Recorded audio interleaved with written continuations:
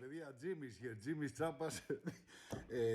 I don't know if we all read the same international news, but you know this is a special video. So this is a message again for the United Nations, the European Union, the African Union, the Arab League, especially NATO, the Warsaw Pact, and especially Playboy magazine, because this is totally pornographic. What's happening in the public opinion is totally pornographic.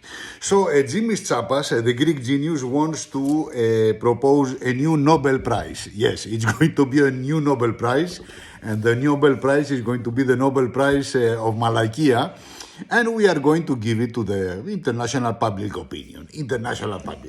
So I'll give you three examples.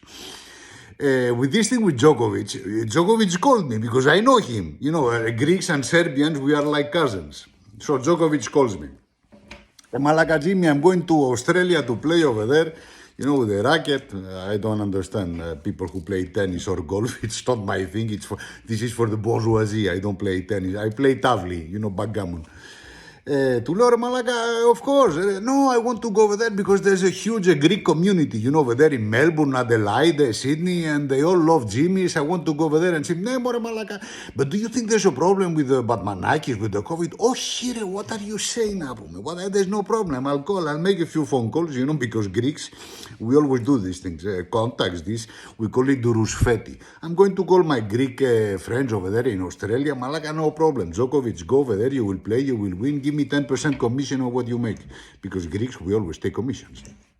But the guy goes. And of course they fucked him. But what was the genius plan, the Greek genius plan? It was for Tsitsipas. Because this Tsitsipas, he's number 4 in the world and he has a problem of becoming number 3. So we had to make a very serious strategic genius plan. So I did this with Djokovic, and this is the absolute truth with Djokovic in Australia. But one thing the international public opinion didn't see is that I don't know whether it was the Prime Minister or the President of Serbia. The guy goes and says publicly, Djokovic can come back to Serbia with his head high. What Serbia, more malaga? The guy lives in Switzerland, not to pay taxes. He doesn't pay Serbia €1 of taxes. What are you saying, more malaga? But what the guy was really saying is that he can come back proud of him. You know what you're saying there, Megale, Mr. President? You're saying that the millions of Serbians who did the vaccine are assholes. They are malakis because they did the vaccine. But Djokovic is not a malaka because he didn't do the vaccine. So basically what you're saying is that all the people who voted for you are assholes, and the guy goes and says it publicly, and nobody says anything. Another very funny thing is these things with UKRANIA, no? But it's very funny because this comes, you know, they talk about the collapse of the Soviet Union. But first you had the collapse and then you had the dismantlement. It's not the same, collapse and dismantlement. It's like what Biden said the other day, you know, 2 days ago. Well, we'll see what our economical sanctions will be. It will depend if they do an invasion or an incursion. What? Joe, what are you saying, Malaka Joe? No, it's different. Invasion and incursion, it's different. It's different. This is like saying it's not the same if they fuck you up the ass or if they come inside. It's not the same. Yeah, but the Ukrainian people are the ones who will be fucked when you are playing with semantics, no? Invasion, incursion. And another thing, Ukrainia, guys, this is headline news. Ukrainia is the first COVID-free country. Yes! So Russia has taken 120,000, they say, troops at the border, and there is no COVID. There is no social distancing. Djokovic cannot play in Australia, but 120,000 Russian soldiers can go over there, and there is no COVID. But this is just the Russian soldiers, because then you have all the NATO troops going over there now. So maybe there's like 250,000 people there all together, and there is no COVID. Ukraine is COVID-free. Ukraine is the most modern country in the world. It's more than Israel.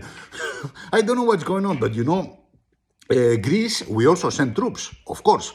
Because Greece, we are a geopolitical partner of NATO. So we send troops over there and they asked us for the COVID pass. No, you are Greek, you have the COVID pass.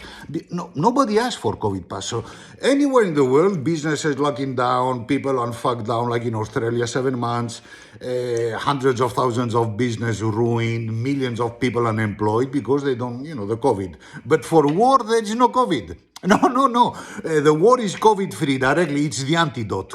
War is the antidote for COVID. So, all the Greeks, we went there with the false COVID pass. It's false, totally false. Why? Because Greeks, we love peace. So we are going over there, and all the soldiers we send, they all have COVID. So they are going to go over there, contaminate everybody, and everybody will have to go home.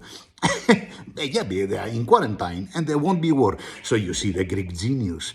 Greeks, since we are a small country, we have to do these things. The other malakas, na pume, he takes out an entire country. I don't know how many million English in the Brexit. Nobody says anything. They vote for him. He makes a party for 25 people, and it's the end of the world. What's going on, παιδιά? The Nobel Prize for the International Public Opinion. Think about it, παιδιά. Jimmy Tsapar, the Greek genius.